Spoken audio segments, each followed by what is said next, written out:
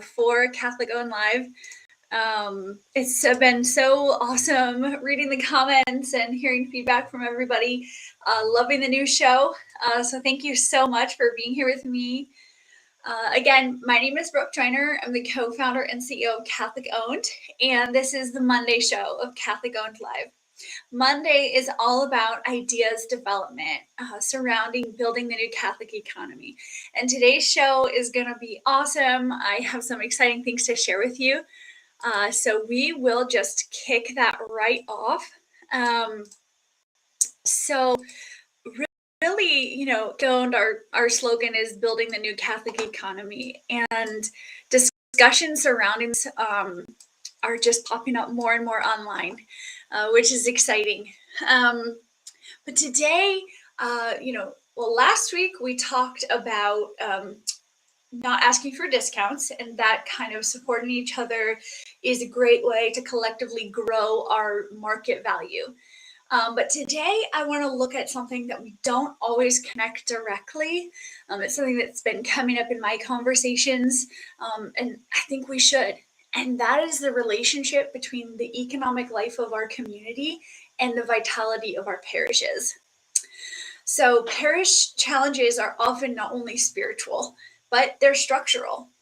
Often changes in modern work and mobility have thinned our local economic fabric around our parishes. And many communities are feeling the pain of that. I've been seeing some posts recently regarding some of the struggles, and I really tie it back to the lack of economic stability that our parishes have. Many of our communities are increasingly supported by aging generations, and what happens is that pastoral support and underlying stability weakens. So I want to look at this deeper question. What actually strengthens the structure of the parish and allows parish life to flourish in the first place? So the truth is that parishes are where economic realities come to the surface in a Catholic community. So not only are the parishes a spiritual center, but every parish, very similar to a business, runs on concrete material things. The buildings need maintenance, the staff needs to be hired, paid, and have benefits and be managed like any other staff needs. Ministries require time and coordination, often from volunteers, but someone has to oversee all of those moving pieces. And programs for the sacraments and other communities require resources. Most of all, parishes rely on stable families to show up consistently, not just once, but every Sunday over years. All of that flows downstream from the economic stability of the people in the pews. When families are stable being work is secure, housing is steady, schedules are predictable. All of those things mean parish life tends to be stable too. But like today, when families are stretched, more mobile than ever, and life can seem so uncertain, parishes feel the strain increasingly over time. And that means that the parish challenges that we feel as parishioners are not only spiritual, but they are rooted in economic reality. This becomes clear when we take a little bit of a closer look at how everyday life has changed. Modern Catholics tend to move more, and this relates to the Christendom conversation, but we're much more mobile. We change jobs, we can work remotely, which can be good, but we are building fewer local relationships than ever before. Perhaps we know people in our parish socially, but we do not have economic interdependence with them. And let's be honest, nobody wants to be that guy pitching their business after Mass. Historically, though, Catholic communities were often in much denser networks. People worshiped together, yes, but they also hired each other, bought from each other, referred each other, and relied on each other economically, whether that be from purchasing or just trading services or other sustainable ways of working together. But that created a kind of natural stability, especially in times when Catholics faced discrimination or exclusion from wider economic structures, which we all know was common several decades ago. Today, the parish still gathers people sacramentally, but the economic fabric around the parish is much thinner and fragile than ever before. And it shows up in how parishes are funded. I think this time of year, we're all hearing from our bishops about this year's appeals. So this is a really urgent and present economic reality for all of us. In many parishes, the most consistent giving comes from older parishioners. This is something that we don't really want to talk about, but it is a demographic imbalance that significantly impacts the future of our church. This is not about criticizing younger Catholics, but this is a harsh reality. I heard from a speaker last year that in their studies, it was a family doing these studies, they found that most parishes operate with roughly an 8% margin. So 8% wiggle room in any year-to-year budget. But that parishioners over 60 or 65 years old in the retirement demographic were contributing 25% of the annual budget. So what does that mean? It means that the older generations are responsibly funding the parishes, which is great, but they are aging, and we can't count on that forever. Our younger families are navigating, not only are they giving less, but they're navigating a very difficult reality today. Housing costs are out of control. Childcare costs are rising. Many of them have significant debt, and they're just trying to navigate financially in a world that is financially uncertain. And it can be really scary, especially for Catholics who want to live their faith, be open to life, and still have a standard of life for their children. So the parish often ends up supported by those who were formed in the past while trying to still serve those who are building the future. Structurally, this is an imbalance. And because sustainability ends up resting on a demographic that is by nature shrinking over time, it's not a question of generosity. It's a question of demographics and economics. So once we see that, we see the older generation funding what the younger generation is relying upon, we are naturally led to the deeper question about how parish stability can form in the first place. The truth is that charity alone does not sustain institutions long term. And I want to be careful here because we're not blaming people today who, to be honest, a lot of people are struggling. And we want to avoid romanticizing the past. But the structural reality is that institutions are most stable when they're supported by stable economies.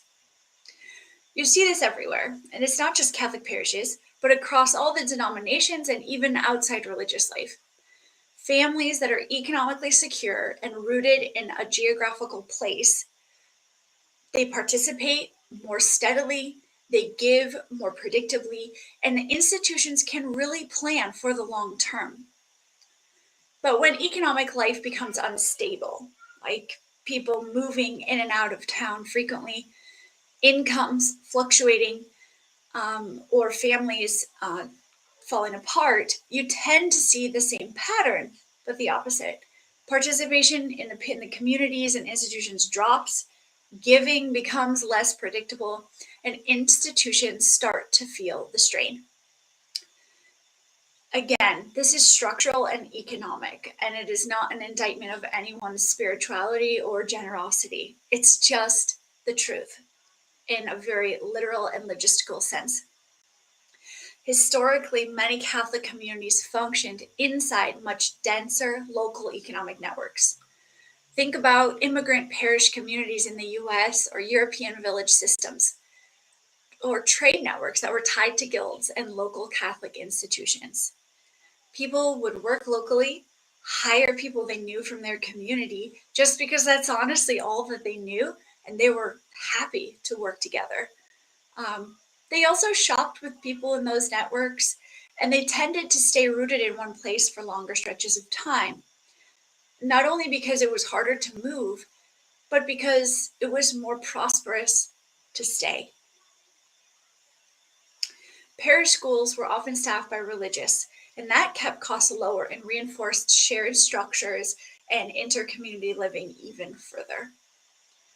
None of that meant that Catholics were wealthy. Let's be honest, they weren't. Many of them were not. But they were interconnected. They trusted each other. They worked together over working with other people. And that is where true wealth came in for them. That interconnectedness created a kind of natural economic circulation around the parish. Stability in daily life made stability in parish life much more possible. There's also a very simple human pattern at work here. When income is predictable, giving becomes more predictable. It's absolutely human nature. When people feel rooted in a place, they're much more likely to invest in that place long term because they believe that themselves and their children will be around to reap the fruit that they have planted. And when relationships are strong, generosity rises because people feel genuinely connected to what they're supporting. So the point is not generosity or a lack of it today. The point is that sustainability makes generosity possible over time. So with that underlying stability, faithful communities can expect longer term stability, but without it, we can begin to see problems. And I think our parishes are experiencing a lot of that today. One of the points that I think is a really important part of the conversation is in regards to, with the economic stability being undermined, and therefore generosity is diminished for the reasons I've kind of outlined, someone has to pick up the strain. And more often, that strain and that additional responsibility is placed on our priests. I saw someone post recently somewhat of a complaint that the parish priests are not only doing sacramental things. And my heart broke because it is true. Our priests are doing so much more work than a priest, I would say, should. They have to pick up the slack for the jobs that they don't have the budget to hire for.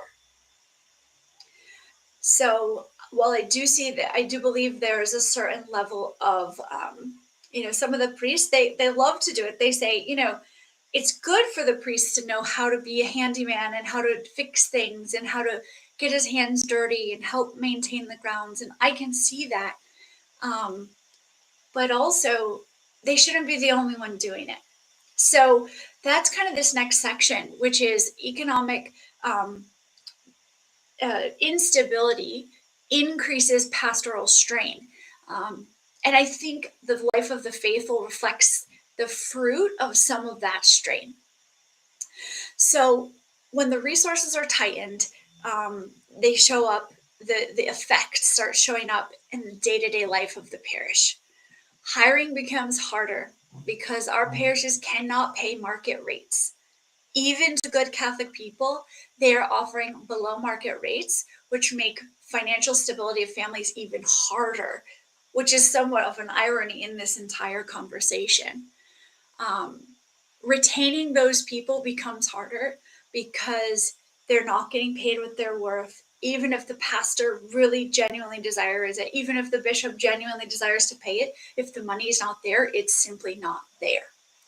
And so the work becomes somewhat of a ministry. And I think there's plenty of data and stories out there about these folks working in parishes getting so burned out because they're not paid enough, they're financially struggling. And because the parish can afford to hire more staff, They have to wear multiple hats and carry more responsibility than a single role would otherwise require. This means that programs can quietly shrink or disappear, and support roles that would otherwise help carry this massive load of administering a parish, those support roles just go away, and the people that are there are left to pick up the pieces. So, who is left to pick up the pieces are the priests. They have to manage more of the administration. They have a wider, a longer, more broad list of responsibilities, sometimes even over multiple parishes, and fewer staff are there to share the operational burden. And here's the other thing too, is that then some people might say, well, what about volunteers? Well, if you try to volunteer at the parish and no one answers your phone call, or no one responds to your email, or the office hours are limited because there's no secretary available full time, or the system, you call, you want to volunteer, but the system is not established because there wasn't an employee to do it. That makes retaining volunteers much harder. So then the shift, that burden, which should be carried by paid staff members, is shifted onto the volunteer to create the system, to try to develop the program, and to make a difference. We've heard recently in the Catholic community from several volunteers and employees who have taken that burden on themselves and have attempted to resolve, whether that be develop programs that are actually working, put systems in place to make it sustainable for the parish to maintain this program or that initiative, whatever the case may be. And then eventually those things just fall flat. And it's because it's not sustainable. So the pastor has to take on way more responsibility than he should. The staff is underpaid, overworked, and burns out.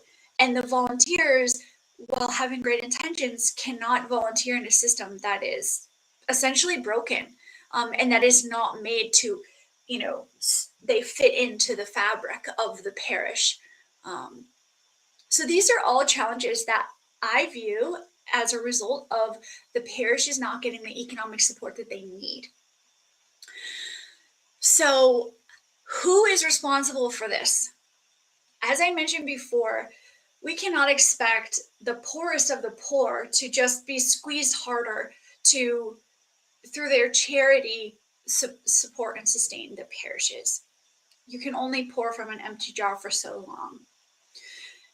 At Catholic Owned, we believe that thriving economic engines in the Catholic community are the answer. Parishes were never meant to be sustained primarily by people stretching themselves thinner just to keep things running. Parishes function best when the community around them is economically stable, which means households that are supported by steady work, predictable income, and businesses that are actually able to thrive. Because when local businesses thrive, the effects ripple outward in very practical ways. Just a few examples. Families experience less constant financial pressure. So giving suddenly becomes sustainable, something they can maybe even add to year over year as their income rises. Parishes aren't relying as heavily on a shrinking or aging donor base. And priests are not quietly carrying these structural gaps that really belong to the lay people and our business functions. The goal is that more families will be economically stable in the first place, rather than asking more and more and more from the struggling families. So Catholic Owned is designed to take the economic engines of the community, which are the businesses. Businesses are there to create profit. Take those businesses, support them so that they can thrive. When they're thriving, they can tithe. They can create jobs for fellow Catholics that are well-paying jobs so their families too can thrive and tithe. And this is a ripple effect outward throughout the Catholic community. When we take money that we were otherwise going to spend anyway and intentionally choose to redirect those funds through a Catholic company to buy the same thing or something honestly significantly better, we are helping those businesses, those economic engines of our community, to be sustainable, to grow, to be able to make those hires, and to continually grow the Catholic economy locally and across the country. So we can all be contributors to our parishes without that financial strain and without relying on aging donors to fill the gaps for us. To recap, if we step back and look at the whole picture, we start to see a pattern. Parishes rely on stable families. Stable families depend on stable economic lives. With weak economic ties, participation at the parish becomes less predictable and giving is less stable, ultimately resulting in the institution, which in this case is the parish, feeling less stable. Over time, that strain does not stay financial. It affects staffing, pastoral and sacramental capacity, and ultimately the sacramental life of the community.